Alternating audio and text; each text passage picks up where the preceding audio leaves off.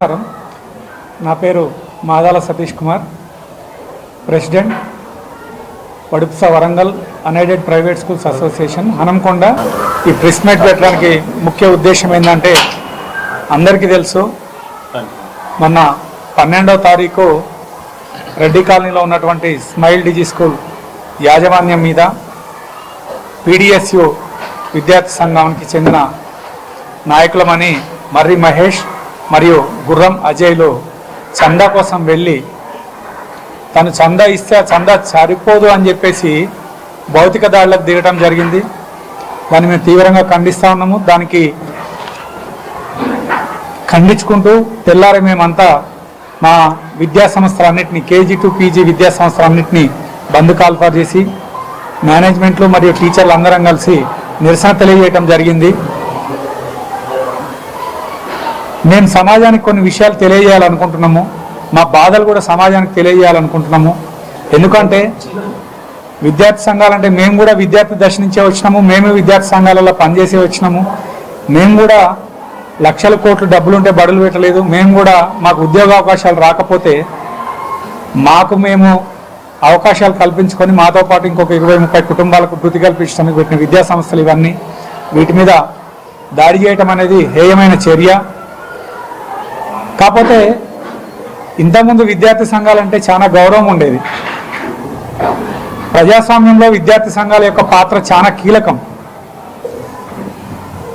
అలాంటి విద్యార్థి సంఘాలు ఎందుకంటే పెద్ద పెద్ద నాయకులు సమాజానికి దశ దిశ నిర్దేశించినటువంటి చాలా పెద్ద మహామహులు విద్యార్థి దశ నుంచే వచ్చారు.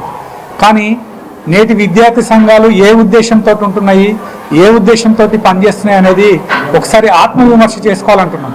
దీంట్లో కూడా నిజాయితీ కలిగిన సంఘాలు కొంతమంది ఉన్నారు, అందరినీ మేము అనట్లేదు. కానీ మెజారిటీ సంఘాలు ఇవాళ కేవలం చందాల వసూళ్ల కోసమే సంఘాల ముసుగులో వస్తున్నారు. వారి వల్ల మేము చాలా బాధలు పడుతూ ఉన్నాము. మేము బడులు నడపాలనా లేకపోతే వీళ్ళు వచ్చిన వాళ్ళను ఏం సమాధానం చెప్పాలో అర్థం కాని పరిస్థితి ఉంది. చందా అంటే ఏంటిది? చందా అంటే సామాజిక కార్యక్రమాలు చేస్తూ ఉంటే ఆ చేసే సామాజిక కార్యక్రమాలను చూసి మేము సానుభూతితోటి సంతోషంతో ఇచ్చే విరాళం. కానీ దాన్ని డిమాండ్ చేయటం అనేది అది మరి మాకు అది ఏ డిక్షనరీలో ఉందో మాకు అర్థమవుతలేదు. ఎందుకంటే నిజాయితీగా పనిచేసే వాళ్ళకు సమాజంలో ఎవరైనా సహకరిస్తారు. కానీ కేవలం చందాల దందాల కోసమే వచ్చే నాయకులను 100% అది కరెక్ట్ కాదు. సమాజం మీరు కూడా అర్థం చేసుకోవాలి. అదేవిధంగా నిజాయితీగా పనిచేసే సంఘాలు, విద్యా ప్రమాణాల కోసం, విద్యార్థుల ప్రయోజనాల కోసం పనిచేసే సంఘాలు ఎవరైతే ఉన్నారో వారు కూడా దీన్ని ఖండించాల్సిన అవసరం ఉన్నది. ఎందుకంటే మేము అందరినీ ఒక ఘటన కడతలేము. మాకున్న ప్రాబ్లం మెయిన్ ఓన్లీ చందాల కోసం వచ్చే సంఘాలతోటి, కుల సంఘాలతోటి మాకు చాలా ఇబ్బందులు అవుతూ ఉన్నాయి. ఎందుకంటే మేము కూడా ఉద్యమంలో, తెలంగాణ ఉద్యమంలో కీలక పాత్ర పోషించినాము. ఇవాళ తెలంగాణ రాష్ట్రం యొక్క విద్యా ప్రమాణాలు పెంచడం కోసం మా వంతు మేము కృషి చేస్తూ ఉన్నాము. మేము రిజల్ట్స్ తీసుకురావడానికి ప్రయత్నం చేస్తూ ఉన్నాము. ఈవెన్ ఓవర్ ద టైం పనిచేస్తూ ఉన్నాము. మా పోషకులు, మా పేరెంట్స్ని వాళ్ళ ఆలోచనకు అనుగుణంగా, మా స్టూడెంట్స్కి అనుగుణంగా రిజల్ట్స్ తీసుకురావడానికి పనిచేస్తూ ఉంటే ఈ విధంగా మా మీద దాడి చేయటం మాత్రం మేము దాన్ని తీవ్రంగా ఖండిస్తున్నాము. ఈ విధమైన చర్యలు మా ఆత్మధైర్యాన్ని కానీ మా ఆత్మస్థైర్యాన్ని కానీ దెబ్బతీయలేవు. ఇంతకు రెట్టింపు వేగంతో ముందుకు వెళ్తాము. ఖచ్చితంగా తెలంగాణ విద్యా ప్రమాణాలు పెంచడానికి మేము కృషి చేస్తాము. కాకపోతే ఈ సంఘాల నాయకులు ఒక్కసారి ఆలోచించుకోండి. ఒక సంఘం పేరుతోటి 4 వస్తే మేము అది ఏది నిజమైన సంఘము, ఏది నిజం కాని సంఘమో తెలియని అయోమయ పరిస్థితిలో ఉన్నాము. ఇవాళ 1 కాదు, 2 కాదు, కొన్ని వందల సంఘాలు వస్తున్నారు. మేము అడుగుతున్నాము, భయ్యా మీరు సంఘం అంటున్నారు, కనీసం సంఘం అంటే ఒక వ్యవస్థీకృతమైన సంఘం అంటే దానికి ఒక president, secretary, treasurer, executive body అట్లా ఉంటుంది. వాటిని అడిగితే ఇయ్యరు. మేము ఒక 1000 రూపాయలు ఇచ్చినా, 2000 ఇచ్చినా అది అకౌంటబిలిటీ కావాలంటే ఎవరినన్నా మేము కనుక ఇచ్చేది బ్యాంక్ అకౌంట్కి మేము చెక్ ఇస్తామంటే ఒక్క సంఘ నాయకుడు తీసుకోడు. ఎందుకంటే వాళ్ళకి ఏది కరెక్ట్ ఉండదు కాబట్టి అసలు అడిగితే ప్రొడ్యూస్ చేసే పరిస్థితి లేదు. ఓన్లీ ఐడి కార్డు తీసుకొచ్చి ఎంత భయానక వాతావరణం సృష్టిస్తారు అంటే ఒక సంఘ నాయకుడు వస్తాడు, మాలో చాలా మంది కరస్పాండెంట్ల కార్లు లేవు, సగం మంది కరస్పాండెంట్ల కార్లు లేవు. ఒక సంఘ నాయకుడు కారులో వస్తాడు, ఆయన డ్రైవరు, ఆయనకు అసిస్టెంటు, ఆయన కారు హార్న్ కొట్టగానే కరస్పాండెంట్ పోయి గేట్ తీయాలట. ఎంత బాధాకరం అవుతుంది, ఎంత ఆవేదన. మేము రియాక్ట్ అయితేనేమో మమ్మల్ని దోపిడీదారులుగా చిత్రీకరిస్తూ ఉన్నారు. కొంతమంది వస్తూ ఉన్నారు డైరెక్ట్ కరస్పాండెంట్ ఛాంబర్లకు వెళ్ళిపోవటము, మీరు పుస్తకాలు అమ్మొద్దు, అవ్వమ్మొద్దు, ఇవ్వమ్మొద్దు అని. మేము కూడా చట్టానికి లోబడి చట్టబద్ధంగా మాత్రమే మేమున్నాం. పుస్తకాలు అమ్మటం అనేది మేము ఎంఆర్పి ప్రైసెస్కి ఎక్కువగా అమ్మకూడదు, దానికి తక్కువగా డిస్కౌంటెడ్ ప్రైస్ అమ్మొచ్చని చట్టమే ఉన్నది. ఆ ప్రకారం ఉంటే కూడా దాని అవగాహన లేకుండా ఈ మధ్య ఇంకొక విద్యార్థి నాయకుడు ఫోన్ చేసి డిఓని నేనే ట్రాన్స్ఫర్ చేయించిన తెలుసా నీ సంగతి ఏంటంటా ఉన్నాడు. అది విచిత్రం. అంటే మమ్మల్ని ఒక రకమైన భయాందోళనకు గురి చేస్తూ ఉన్నారు కొంతమంది. వాళ్ళందరినీ కట్టడి చేయాల్సిన అవసరం ఉంది. వాళ్ళ మీద ఆల్రెడీ మేము లాస్ట్ కమిషనర్ గారు కలిసినాము. కమిషనర్ గారు కలిస్తే కమిషనర్ గారు కూడా ఒక మాట చెప్పిండ్రు, అంటే మీరు కంప్లైంట్స్ ఇవ్వండి, ఇప్పుడు కంప్లైంట్స్ ఇచ్చిన ఆధారాలతో ఇచ్చినట్టయితే కనుక పోలీసు వారు చర్యలు తీసుకుంటామంటే ఆ రోజు మేము ఇక్కడ ఉన్న ఈ నాయకులు అందరం ఉండి, ఎందుకంటే ఎప్పుడు కూడా మేము మా లీడర్షిప్లో వచ్చిన కాడి నుంచి విద్యార్థి సంఘాలతో ఘర్షణ వాతావరణం ఎప్పుడు లేదు. మేము సంయమనంతో మంచిగా ఉండాలనే ఆలోచనతో మేము ముందుకెళ్ళినాము. కానీ దాని వాళ్ళు మా మంచితనాన్ని కొంతమంది చేతగానితనంగా తీసుకొని మా మీద దాడులకు పాల్పడరంటే అసలు మేము ఏం చేయాలో అర్థమైతలేదు.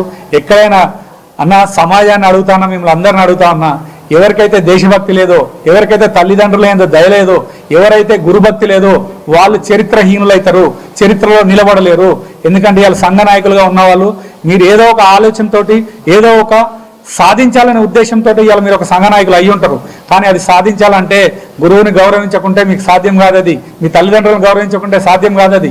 కాబట్టి దయచేసి ఇక్కడున్న ఆ రోజు కరస్పాండెంట్ కూడా క్లాస్లో ఉన్నాడు, పాఠాలు చెప్పే కరస్పాండెంట్లు ఉన్నారు. కాబట్టి మమ్మల్ని గురువులుగా ట్రీట్ చేయండి. ఎవరో కార్పొరేటర్ అంటే ఎక్కడో కూర్చొని ఎక్కడో పాఠాలు చెప్పేటోడు కార్పొరేటోడు.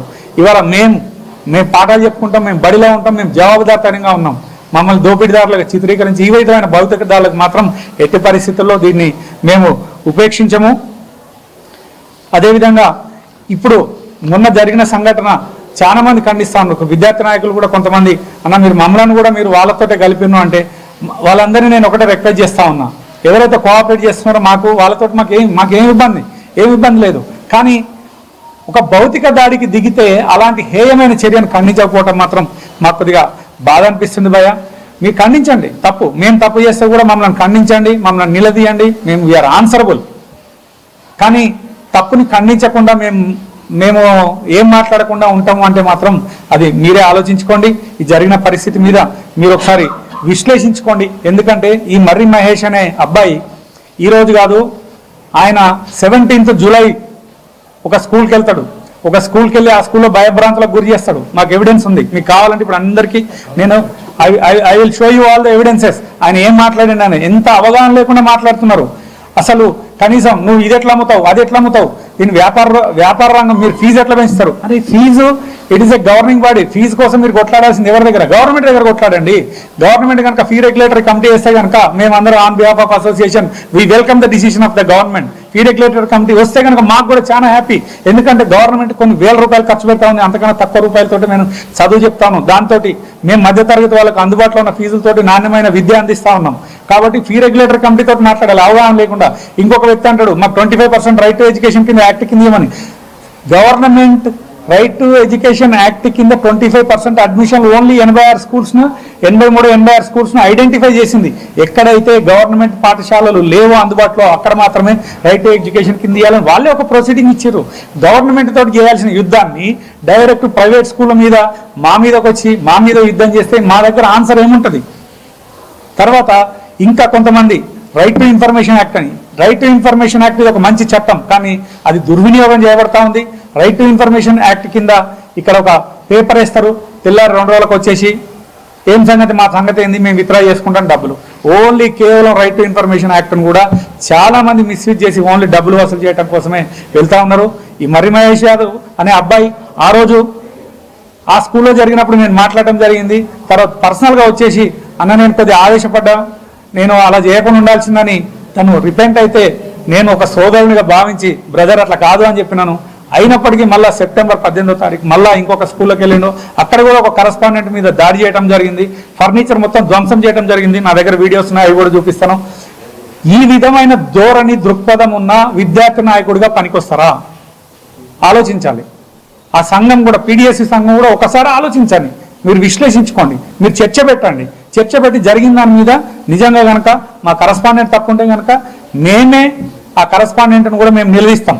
కానీ డైరెక్ట్ అక్కడ ఉన్న ఒక అంటే విద్యార్థి నాయకుడు, నువ్వు జిల్లా అధ్యక్షుని, జిల్లా కార్యదర్శి అని చెప్పుకుంటూ ఒక స్త్రీతో ఎలా మాట్లాడాలి, ఒక ఉమెన్ తోటి ఎలా మాట్లాడే విధానం కూడా మీకు తెలియదా?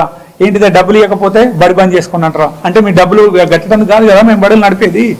ఆయన వర్డ్ మీరు వినండి, అక్కడ ఆడియో వాయిస్, మీరు డబ్బులు ఇవ్వకపోతే బడి బంద్ పెట్టుకోవాలి. వేరే దగ్గరకు కూడా పోయి మీరు డబ్బులు ఇవ్వకపోతే బడి బంద్ పెట్టుకోమని ఇంకొక విద్యార్థి నాయకుడు చెప్తాడు. మీకు అసలు మీకు ప్రీ ప్రైమరీ నడిపే రైటే లేదు. మీరు ఫీజులు తీసుకోకపోతే నేను డబ్బులు అడగను, మీరు ఫీజులు తీసుకున్నారు కాబట్టి డబ్బులు అడుగుతాను.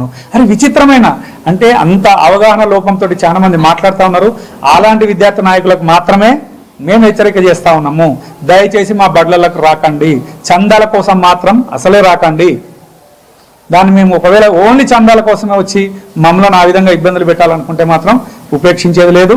చట్టపరమైన చర్యలు తీసుకోవడానికి ఎలాంటి వెనుకకు పోయేది లేదు. Thank you so much.